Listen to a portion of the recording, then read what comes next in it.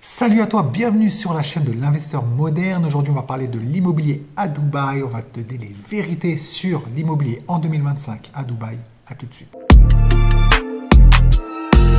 Salut à toi, je m'appelle Jérémy, je suis l'auteur du livre L'investisseur moderne. Ça fait maintenant plus de 10 ans que j'investis dans l'immobilier à Dubaï. Donc, on va voir dans cette vidéo l'état du marché en 2025. Je vais t'expliquer comment marche l'immobilier à Dubaï, les vérités, les risques, les opportunités. Donc, reste bien jusqu'à la fin de la vidéo si tu veux comprendre ce marché qui est beaucoup plus complexe de ce que peut trouver en France. Donc, ça fait plusieurs années que j'ai investi sur l'immobilier à Dubaï. D'ailleurs, j'avais fait une vidéo pourquoi j'ai totalement arrêté d'investir en France aujourd'hui. Pourquoi de mon côté, je trouve que le marché français est beaucoup plus risqué que le marché à Dubaï.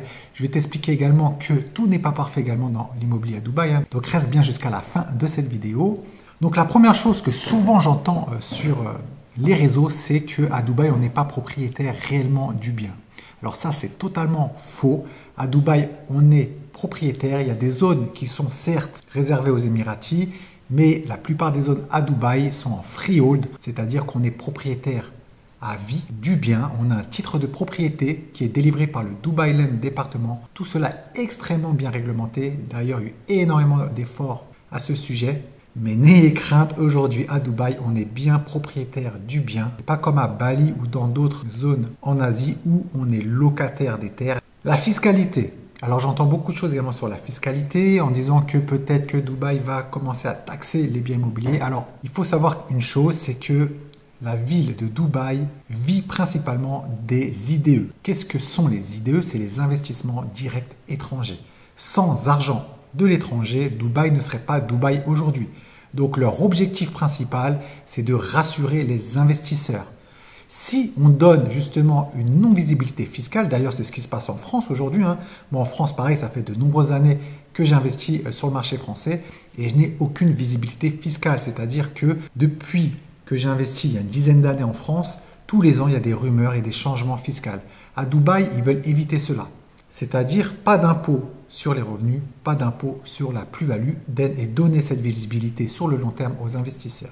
Les seuls impôts que tu payeras lorsque tu achèteras un bien immobilier à Dubaï, c'est les frais de notaire qui sont de 4%. D'accord ?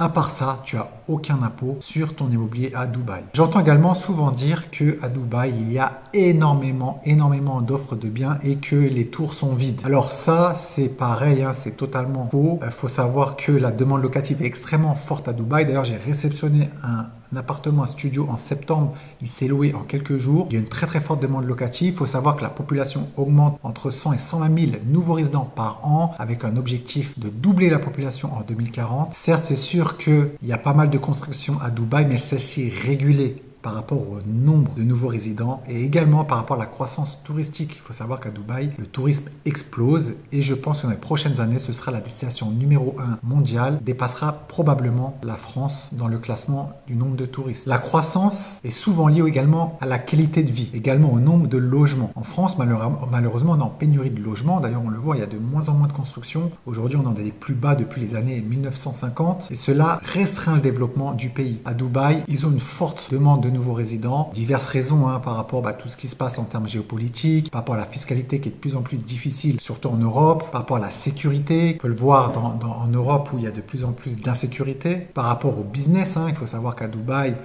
les gens qui ouvrent leur société ont beaucoup moins d'impôts que dans d'autres pays dans le monde. Bref, c'est un hub international. En termes touristiques, il y a énormément de belles plages, de belles piscines, d'infrastructures pour les touristes. Bref, il y a plein de raisons, je ne vais pas toutes les citer sur cette vidéo, qui font qu'il y a de plus en plus de population qui arrive sur Dubaï du monde entier. Donc en termes de demande locative, ça n'est pas un sujet. La population augmente fortement, plus qu'attendu d'ailleurs, et je pense que ça va continuer dans les prochaines années. Alors concernant le rendement locatif à Dubaï, alors ça j'entends tout et n'importe quoi. Parfois on me dit oui, est-ce que je pourrais avoir du 15%, il peut y avoir du 20% sur Airbnb en investissant à Dubaï. C'est totalement bullshit. Faux. Aujourd'hui à Dubaï, sur de la location longue durée, on va dire sur des quartiers établis résidentiels, moi j'ai à peu près 8% de rendement net. Ce qui est pas mal, parce que si on compare à la France, pour avoir 8% de net d'impôt, je pense qu'il faut taper les 12, 13, 14% de rendement en France pour avoir le même en net. Ensuite, il y a toujours moyen d'avoir un peu plus, mais il faut prendre un peu plus de risques. Moi personnellement, je déteste investir dans des quartiers qui ne sont pas établis, c'est-à-dire qu'il n'y a pas d'école, qu'il n'y a pas de parc, qu'il n'y a pas que le quartier n'est pas encore vraiment un minimum développé. Pourquoi? Parce que si vous investissez dans des quartiers nouveaux, déjà la demande locative sera beaucoup moins élevée parce que les résidents ne connaîtront pas. Quand ils vont chercher un logement, ils vont filtrer par quartier qu'ils connaissent déjà ou qu'ils ont entendu parler. Si c'est un quartier qui sort de terre, la demande locative va être beaucoup plus faible.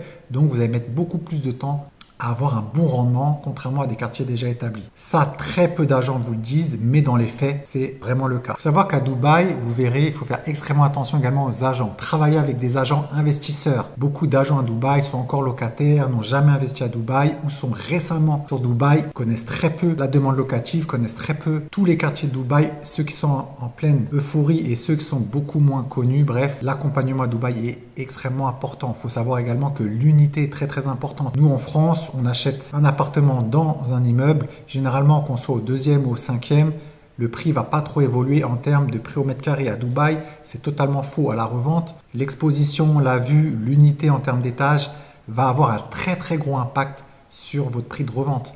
Donc vraiment, soyez extrêmement bien accompagnés. D'ailleurs, j'ai ouvert un calendrier. Si tu veux que je t'aide également à investir dans l'immobilier à Dubaï, je pourrais te partager mon expérience. Il faut savoir qu'à Dubaï, pour y investir aujourd'hui, il faut un apport entre 50 et 70 000 euros d'apport pour commencer à pouvoir investir dans des projets intéressants. Si tu n'as pas cet argent-là, mieux vaut que tu économises parce qu'avec un apport en dessous de ce montant-là, ça va être très compliqué aujourd'hui d'investir à Dubaï. Pareil, j'entends souvent dire qu'il faut faire attention à Dubaï, il peut y avoir des risques de faillite de promoteurs. Alors ça, on le voit souvent en France. D'ailleurs, je vois plein d'articles à la télé en disant oui, il y a des constructeurs de maisons qui ont mis la clé sous la porte. Les acheteurs n'ont pas récupéré leur argent. Ça arrive également dans la rénovation ou parfois sur des gros travaux. Il y a la société de rénovation qui part justement avec l'argent. Bref, ça, c'est des histoires qu'on trouve très souvent en France. À Dubaï, en fait, il y a des comptes séquestres. Quand tu achètes un appartement neuf, ton argent sera sur un compte séquestre et c'est le DLD, donc Dubai Land Département, qui va s'assurer, qui va faire les contrôles pour justement que ton argent soit utilisé par rapport à la phase de construction uniquement pour ton projet.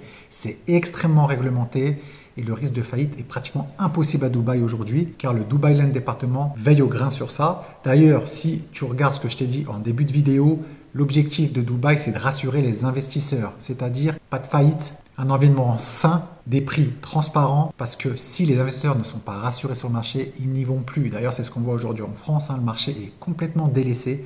Pourquoi? Parce que les investisseurs n'ont peu ou pas confiance sur l'immobilier français, surtout en termes fiscaux, on n'a aucune visibilité. Il y a beaucoup de promoteurs qui font faillite. L'objectif à Dubaï, c'est de rassurer les investisseurs pour justement attirer l'épargne étrangère. Aujourd'hui, tu peux suivre via une application Dubai Rest l'évolution de ton bâtiment, de ton building acheté.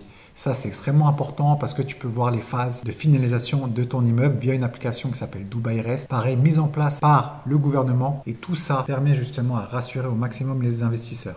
Pareil, un dernier point où il y a eu des inondations, je crois que c'était l'année dernière, où pareil, on me dit souvent oui, mais à Dubaï, il risque des inondations. Alors, je ne sais pas si ces gens-là vivent en France ou pas, mais en France, on a des inondations, allez, tous les trimestres. Si vous regardez bien ce qui se passe en France, c'est incroyable. À Dubaï, ça faisait 40 ans, il y avait peu d'inondations.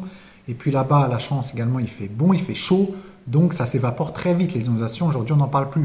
Même si c'est des choses qui peuvent arriver, c'est des choses qui sont extrêmement rares et qui seront beaucoup plus rares de ce qui se passe, nous, en termes d'inondations en France. Mais vu que Dubaï est une mégalopole, aujourd'hui, c'est comme New York, Paris, Los Angeles ou Tokyo, bref, des grosses mégalopoles. On en parle plus souvent qu'une ville inondée dans le Pas-de-Calais. Le dernier point également, en termes de promoteurs. Pareil, il y en a beaucoup qui me disent il y a des très bons promoteurs, il y a des très mauvais promoteurs. Alors ça, oui et non, il y a des très bons promoteurs à Dubaï. Il faut savoir qu'à Dubaï, le marché immobilier, la qualité finie est beaucoup plus évoluée qu'en France. Donc un produit fini à Dubaï sera beaucoup plus qualitatif qu'en France. Après, c'est comme partout. Il y a toujours des bonnes et des mauvaises entreprises. Il y a des entreprises avec des stratégies différentes. Donc ça, pareil, il faut être extrêmement bien accompagné. Si cela t'intéresse d'investir à Dubaï, tu peux directement réserver un rendez-vous via le lien en dessous de la vidéo. En tout cas, j'espère que cette vidéo t'a plu. Si tu as des questions justement sur ce type de vidéo et tu as encore des choses qui t'intriguent sur le marché immobilier à Dubaï, sur des risques dont je n'ai pas parlé dans cette vidéo, n'hésite pas à me le mettre en commentaire et je te répondrai avec plaisir. En tout cas, j'espère que cette vidéo t'a plu. Je te dis à la prochaine vidéo. Allez, ciao!